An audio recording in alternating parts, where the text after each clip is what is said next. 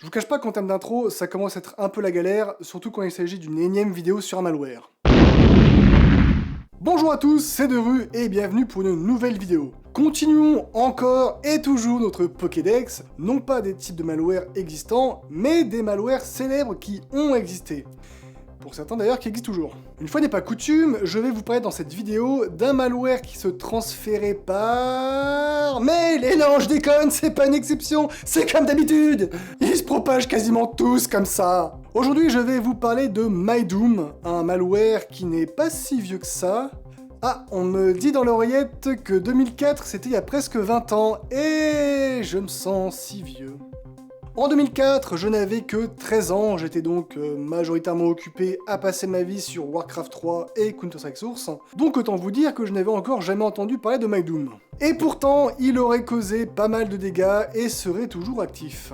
Donc MyDoom est un ver informatique qui se propageait majoritairement par courrier électronique, mais également par le service peer-to-peer Kazaa. Pour ceux qui n'auraient pas connu Kazaa, il s'agissait d'un logiciel de partage et de téléchargement de fichiers décentralisés, c'est-à-dire qu'il n'y avait pas de serveur central, tous les fichiers mis en ligne étaient présents sur les PC des utilisateurs, un peu comme LimeWire ou Emule dans un autre registre, qui a beaucoup été critiqué du fait de tous les malwares présents sur le réseau Fast Track, utilisé par le logiciel. Tous les fake films qu'on pouvait y trouver. Par exemple, tu cherchais Blanche-Neige et les 7 nains, et une fois téléchargé, tu tombais sur Blanche-Fesse et les 7 nains. Surtout qu'un film pouvait prendre plusieurs jours à être téléchargé, donc c'était chiant quand on se rendait compte que c'était pas ce qu'on voulait. Mais il y avait également les maisons de disques qui s'en plaignaient du fait de télécharger des musiques sans les payer, l'éternel problème du piratage des CD et des logiciels, et leur mise à disposition gratuitement.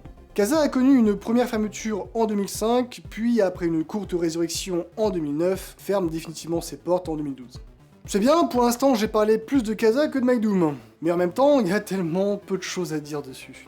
Donc une fois que MyDoom a infecté un ordinateur, des Windows exclusivement, après tout on est en 2004, la quasi-totalité des ordinateurs personnels à cette époque étaient sous Windows, Millennium ou XP d'ailleurs, peut-être quelques 98 encore, mais bon. Il commence par s'envoyer à tout le carnet d'adresses présent sur ordinateur, sous de fausses identités et avec des objets de mail totalement bidons, puis installe une backdoor, une porte dérobée, dans le dossier système. Il faut aussi savoir que le ver ne s'envoie pas qu'au contact de votre carnet d'adresses, Outlook, mais également à toutes les adresses email qu'il aurait trouvées dans vos fichiers. Autant dire qu'en 2023, ça serait un beau bordel avec les adresses email des conseillers bancaires, assureurs, fournisseurs d'accès internet et électricité, le plombier qu'on a contacté, l'agent de location de voiture qui nous a envoyé un devis.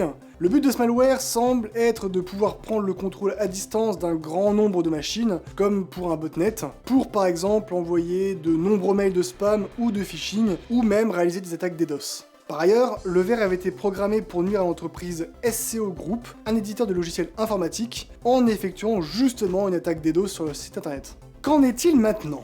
Bien que depuis le remue-ménage que MyDoom a provoqué en 2004, en bloquant le site de SCO Group, ainsi qu'en neutralisant Google et provoquant des baisses de performance sur la plupart des autres moteurs de recherche à l'époque, eh bien, il est toujours présent, après avoir connu plusieurs versions. MyDoom A, la première version, MyDoom B, et allant jusqu'à au moins MyDoom F, découvert le 23 février 2004. D'après une analyse de l'unité 42, la division de recherche de la société Palo Alto, ça fait très service secret, ou unité commando d'élite, je sais pas, mais avec des lunettes, des blouses et qui se prennent la tête pour savoir qui entre Star Wars et Star Trek est le meilleur univers de SF.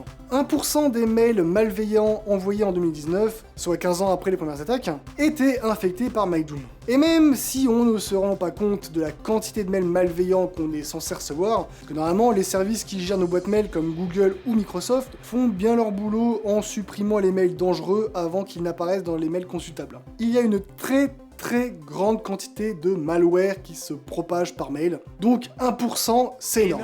Ceci s'explique de manière simple avec le mode de réplication du ver, à savoir une fois sur un PC, il le scanne afin de trouver toutes les adresses possibles pour s'envoyer.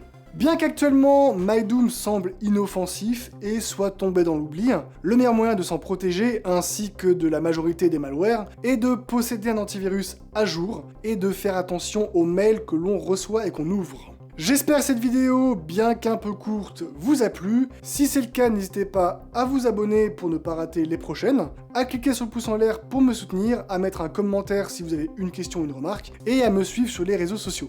Sur ce, je vous souhaite une bonne nuit, bonne soirée, bonne journée, et n'oubliez pas, la sécurité est l'affaire de tous. Ciao. Nos prières ont été exaucées.